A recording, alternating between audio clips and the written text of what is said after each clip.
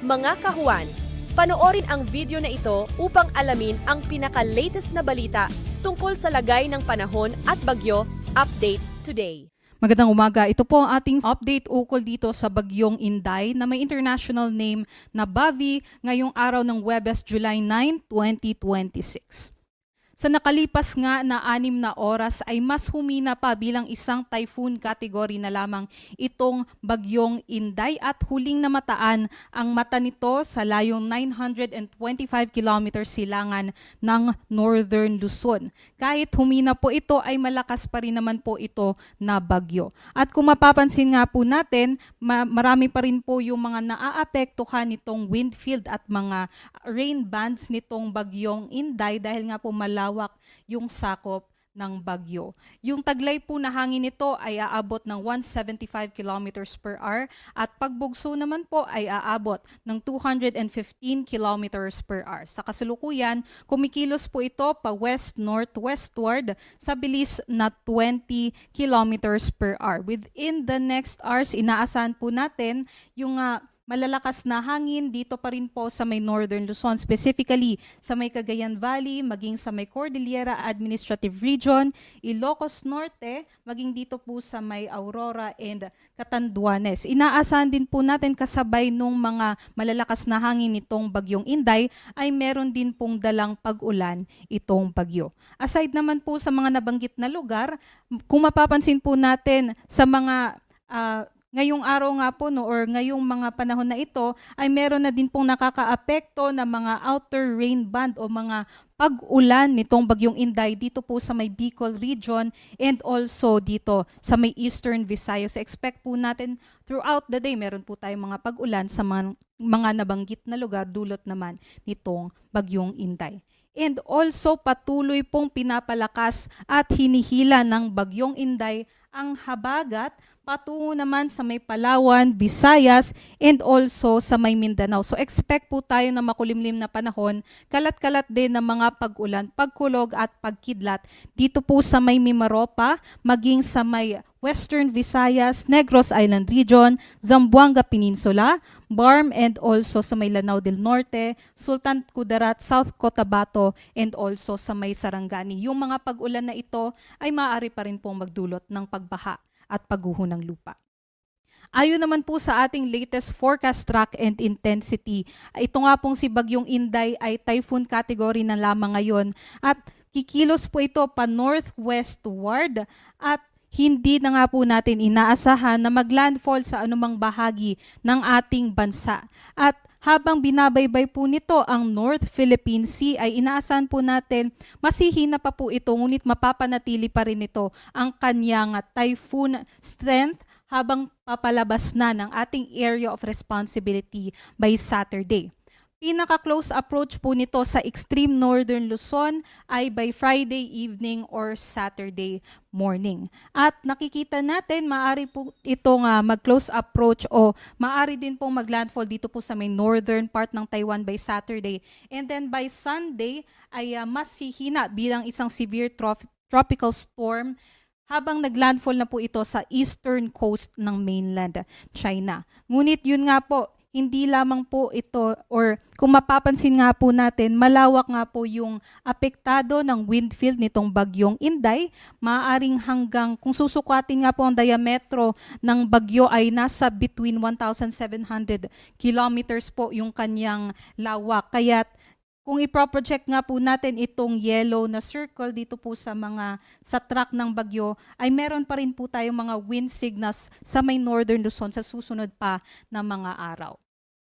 Ito naman po yung mga probinsya na may nakataas na wind signal number 1 o yung makakaranas ng mga malalakas na bugso ng hangin nitong bagyong Inday, yung mga nasa color blue sa may Batanes, Cagayan, maging sa may Babuyan Islands, Isabela, northeastern portion ng Quirino, Apayao, northern portion ng Abra, maging sa may eastern portions ng Mountain Province and Ifugao. Ilocos Norte, northern portion ng Aurora, maging sa may northern and central portions ng Catanduanes. 39 to 61 kilometers per hour po na mga bugso ng hangin ang inaasahan natin sa mga probinsyang ito. Ngunit kahit wala po tayong wind signal sa ibang bahagi naman po ng Pilipinas, maaari pa rin po tayong makaranas ng mga pabugso-bugsong hangin dulot naman po ng habagat. Ito naman po yung ating rainfall forecast na makikita sa ating weather advisory. So within 24 hours, makakaranas po ng malalakas sa mga pag-ulan yung ating mga kababayan na nasa probinsya ng Occidental Mindoro, Antique at Negros Occidental. Yung mga nasa yellow po, sila po yung makakaranas ng 50 to 100 millimeters na rainfall. At kung ihalin tulad po natin ito sa balde ng tubig, within 1 square meter, maaring makaranas ng 4 hanggang 8 balde ng tubig na ibinuhos po sa 1 square meter area yung ating mga kababayan dyan. So itong mga pag-ulan na ito ay maaari pong magdulot ng mga localized flooding. So kung nandun po tayo sa mga areas na bahain, mga low-lying areas and also malapit sa mga ilog, ay sana po ay maghanda po yung ating mga kababayan. But aside po dito sa mga probinsya na maaaring makaranas ng 50 to 100 millimeters of rainfall, may kalat-kalat pa rin po tayo ng mga pag-ulan. Dun nga po sa mga nabanggit natin na lugar sa may Cagayan Valley, Cordilleras, Bicol Region, Eastern Visayas, and Ilocos Norte, dulot ng bagyong Inday, at maging sa may Mimaropa at sa western sections ng Visayas and Mindanao dulot ng habagat. Pagsapit naman po bukas ay mas lalakas po yung ating mga pag-ulan dulot ng habagat. Dahil nga po, habang binabaybay nito ang habang binabaybay po ng bagyo ang North Philippine Sea, ay hihilahin po ng bagyong Inday yung habagat patungo dito sa may Palawan and sa may Visayas and Mindanao area. So mas lalakas po yung ating mga pag-ulan bukas, especially po sa mga probinsya na nasa orange. Ito pong Occidental Mindoro at Antique ay makakaranas ng 100 to 200 millimeters of rainfall na maaari po nating halintulad sa 8 hanggang 16 na timba ng tubig na ibinuhos sa 1 square meter area within 24 hours. Yung mga nasa orange ay posibleng makaranas ng mga malawakang pagbaha and posible din yung mga pagguho ng lupa. So habang ngayon ay maghanda po yung ating mga kababayan, kung kailangan po natin ng evacuation measures ay mag-contact na po tayo sa ating local government units. 50 to 100 millimeters naman na rainfall yung inaasahan dito po sa mga kababayan natin sa Zamboanga del Sur, Lanao del Norte, Lanao del Sur, maging sa may Negros Oriental, Negros Occidental, Guimaras, Iloilo, Palawan, Bataan, at sa may Zambales. Kung mapapansin nga po natin, mas tataas na po yung orientation ng southwest monsoon sa susunod na mga araw. Aside po dyan, yung ating bagyo po ay makaka-apekto pa rin po sa may Batanes. So expect natin yung mga pabugso-bugsong hangin at malalakas sa mga pag-ulan sa may Batanes bukas. Other parts naman po ng ating bansa, especially sa nalalabing bahagi ng Luzon, Visayas, and parts ng Zamboanga Peninsula, may kalat-kalat pa rin po tayo ng mga pag-ulan.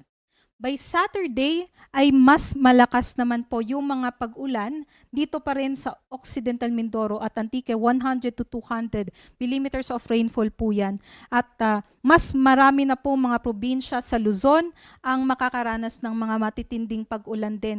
Kabilang na po dyan ang Metro Manila. So kung mapapansin po natin, from north hanggang sa northern part ng Luzon hanggang sa Visayas, apektado po ng habagat dahil pinapalakas nga po ito ng bagyo. So 50 to 100 millimeters of rainfall po yung inaasahan natin sa La Union, Pangasinan, Zambales, Bataan, Pampanga, Bulacan, Metro Manila, Rizal, Cavite, Batangas, Oriental Mindoro, Romblon, maging sa nalalabing bahagi ng Western Visayas, Negros Occidental at sa Negros Oriental. So yung critical po talaga no na malaman ng ating mga kababayan na kahit hindi mag-landfall yung ating bagyo sa anong bahagi ng ating bansa, palalakasin pa rin nito ang ating habagat at yun ang magdudulot ng mga pag-ulan sa ating bansa.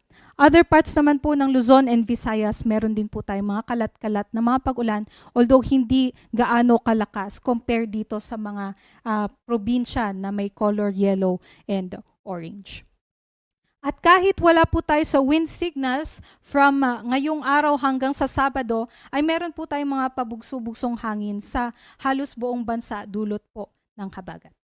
Para naman po sa warnings or yung gale warning natin para sa Dito po sa Pilipinas ay meron po tayong nakataas na gale warning sa may northern and eastern seaboards ng Luzon, maging sa eastern seaboard din ng Visayas dahil nga po sa matataas na mga pag-alon na maaaring umabot ng 5 meters, especially dito malapit sa mga periphery nitong bagyong Inday. So nakataas po yung gale warning natin sa Batanes, northern and eastern coast ng Cagayan, Isabela, northern Aurora, Pulilio Islands, maging sa may eastern coast of Camarines Norte, northern and eastern coast ng Catanduanes, and also sa may northern and eastern coast ng Northern Samar. So, kung may gale warning po tayo, bawal pong maglayag yung ating mga kababayan. All types of sea vessels po ito. At kahit wala po tayong gale warning, dito naman po sa eastern sections or eastern seaboards ng Visayas and seaboards din po ng Mindanao, nasa katamtaman hanggang sa maalon pa rin po yung ating karagatan. So doble ingat pa rin po, especially doon sa maliliit na mga sasakyang pandagat.